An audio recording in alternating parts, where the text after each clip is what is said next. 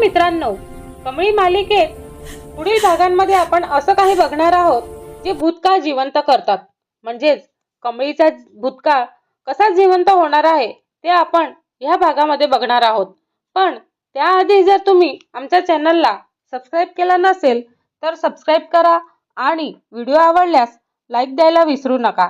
आपण बघतो की काही फोटो आठवणी देत नाहीत, ते भूतकाळ जिवंत करतात. काही नाती दूर नसूनही नियतीमुळे ओळखीपासून लांब राहतात. आज कमळीच्या हातातला एक फोटो अन्नपूर्णाच्या आयुष्यात वादळ घेऊन येणार आहे का, हे सगळं आपण ह्या भागामध्ये बघणार आहोत. घरामध्ये शांतता असते आणि सकाळची वेळ असते. अन्नपूर्णा देवाऱ्यासमोर दिवा लावत असते आणि हात जोडून डोळे मिटते आणि तिच्या ओठांवरती एकच शब्द असतात की देवा, ह्या मुलीला शक्ती दे आणि सत्य पचवण्या इतकी ताकद दे. बाहेरून कमळी हळूच पावलांनी आत येत असते आणि तिच्या हातात एक जुना फोटो असतो.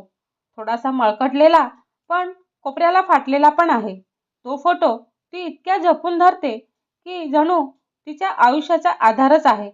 कमळी तिथेच थांबते आणि थोडा वेळ इकडे तिकडे पाहत राहते आणि ती अन्नपूर्णाकडे बघते. मग हळू आवाजात म्हणत असते, आजी, आज मी तुम्हाला काहीतरी दाखवणार आहे. कदाचित तुम्हाला ते खूप साधं वाटेल, पण माझ्यासाठी ते सगळं माझं आयुष्य आहे, सगळं माझं जीवन आहे. अन्नपूर्णा तिथेच लांब असते. ती मागे वळते आणि म्हणते, एवढी गंभीर का दिसतेस बाळा तू? तेव्हा कमळी पुढे येते आणि तिच्या डोळ्यामध्ये आसू असतात. आशा असते, भीती आणि उत्सुकता हे सगळं एकत्र आपल्याला दिसतं. ही आहे माझी आई, असं म्हणत ती फोटो अन्नपूर्णाकडे देते. क्षणभर वेळ जणू तिथे थांबूनच जाते. अन्नपूर्णाचे डोळे फोटोवरती स्थिरावतात. ती मागून पुढून हात थरथरत असताना श्वास खोल जात नाही आणि हृदयाची धडधड स्पष्ट ऐकू येईल इतकी जोरात धडकत असते आणि म्हणत असते, ही ही तर तिच्या ओठांवरती शब्द येऊन तिथेच थांबून जातात. तेव्हा कमळी म्हणते, आजी, तुम्ही यांना ओळखता का?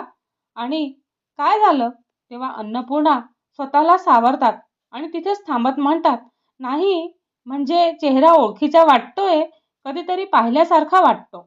पण तिच्या मनामध्ये विचारांची गर्दी सुरू झालेली असते आणि ती मनामध्ये विचार करत असते, ही सरोजाच आहे, नयनताराच्या घरी काम करणारी, आणि हीच कमळीची आई. म्हणजे ती हळूच फोटो हातात घट्ट धरते आणि म्हणते, बाळा, तू तुझ्या आईबद्दल काय आठवतेस? तुला काय आठवतं का? तेव्हा कमळी म्हणते, खाली बसते आणि म्हणते, आजी, आजी, मला खूप काही आठवतं, कारण ते माझं जग आहे. कमळी खाली बसून जाते आणि डोळे ओलावतात आणि ती म्हणते, मला फारसं काही आठवत नाही, पण तिचा स्पर्श मला खूप आठवतो. ती मला झोपवताना केसातून हात फिरवायची आणि म्हणायची, तू मोठी होशील ना बाळा, आणि माझ्या सगळ्या वेदना विसरशील, आणि तुझ्या सुद्धा. अन्नपूर्णाच्या डोळ्यामध्ये पाणी येतं आणि ती परत का आली नाही असं ती विचारते. कमळी हळूच हसते आणि म्हणते, मला वाटतं तिची मजबुरी आहे. तिची मजबुरीमुळे ती आली नाही आणि आई मुलीला कधीच सोडत नाही आजी, पण परिस्थिती तिला लांब नेत आहे.